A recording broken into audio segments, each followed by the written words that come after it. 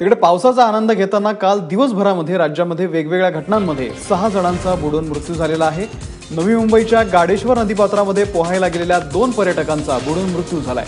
12 वर्षीय दीपक खडू आणि 55 वर्षीय किशोर चांदोर अशी मृतांची नावे असून ते मूळचे मुंबईचे रहिवासी आहेत। तर तिकडे नाशिक जिल्ह्यातील त्र्यंबकेश्वरील पहिने येथील पर्यटन स्थळी 2 युवकांचा बुडून मृत्यू झालाय। नाशिक जिल्ह्यातील मुखेड गावामध्ये एका शेततळ्यामध्ये बुडून दोघा चिमुकल्या भावंडांचा मृत्यू झालाय।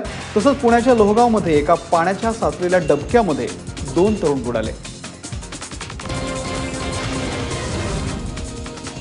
साताऱ्याच्या माण तालुक्यातील विरळीमध्ये बोरवेलमध्ये पडलेल्या मुलाचा मृत्यू झालेला आहे। रात्री उशिरा मुलाचा मृतदेह बाहेर काढण्यात आला। काल दुपारी मंगेश जाधव हा 5 वर्षाचा मुलगा बोरवेलमध्ये पडला। मुलाला वाचवण्यासाठी आपत्कालीन विभागाचे जवान आणि कर्मचारी घटनास्थळी दाखल झाले। साधारण 10 फुटावरती मंगेश बोरवेलमध्ये अडकल्याचा जवानांचा अंदाज होता। रात्री 2 वाजताच्या सुमारास मंगेशचा मृतदेह बाहेर काढण्यात आला। तुकोबांच्या पालखीचं पहिलं गोल रिंगण बेलवडीमध्ये काल पार पडलं। वारीतल्या बेलवडीच्या या गोल रिंगणाला एक विशेष महत्त्व आहे। माऊलींचा अश्व आणि त्यामागे वारकरी विठुरायांचा गजर करत या गोल रिंगणामध्ये धावले।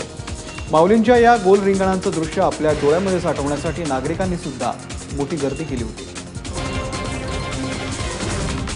धर्म आणि जातीच्या परंपरा भेदून वारकऱ्यांची पावलं आता पंढरीकडे वाटचाल करतायत आणि काल देशभरामध्ये ईदचा सण मोठ्या उत्साहामध्ये साजरा करण्यात आला। विशेष म्हणजे एका मुस्लिम वारकऱ्यानं शिरखुर्मा वाटून ईद साजरी केली आणि त्यामुळे अवघा रंग एकची झाला या ओळींची प्रचिती आली। काश्मीरच्या गुलमर्गमध्ये रोपवेच्या अपघातामध्ये मृत्यू झालेल्या चौघांवरती नागपूरमध्ये शोकाकुल वातावरणामध्ये अंत्यसंस्कार करण्यात आले।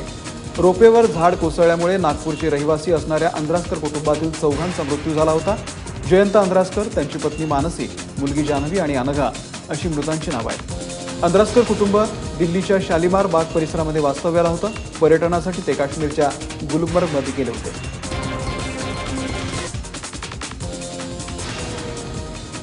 पालघर जिल्ह्यातल्या तलाईपाडा जिल्हा परिषद शाळेतल्या एका शिक्षकानं दारू पिऊन धिंगाणा घातल्याचा प्रयोग समोर आलेला आहे। शाळेसमोर घडलेला हा प्रकार सोशल मीडियावरती व्हायरल झालेला आहे। श्यामकांत पवार असं या शिक्षकाचं नाव आहे। शुक्रवारी दुपारी शिक्षक शशिकांत पवार शाळेकडे येत असताना चालता चालता त्यांचे अडखडत होते। यावेळी ग्रामस्थांनी चौकशी केली असता आपण मद्यप्राशन केल्याचं त्यांनी यावेळी लोकांना सांगितलं आणि या शिक्षकाला एवढी नशा चढली होती की तो वर्गामध्ये जात असतानाच कोसळला।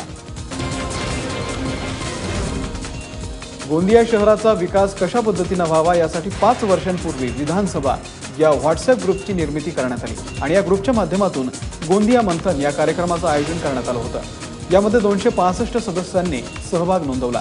यावेळी पालकमंत्री राजकुमार बडोले, पोलीस अधीक्षक दिलीप भुजबळ यांनी सुद्धा हजेरी लावली। या कार्यक्रमामध्ये शहरातील विविध समस्यांवरती चर्चा झाली। ग्रुपमधील सदस्यांनी मांडलेल्या समस्या येत्या वर्षभरामध्ये सोडवण्याचं आश्वासन पालकमंत्री बडोले यांनी दिलंय।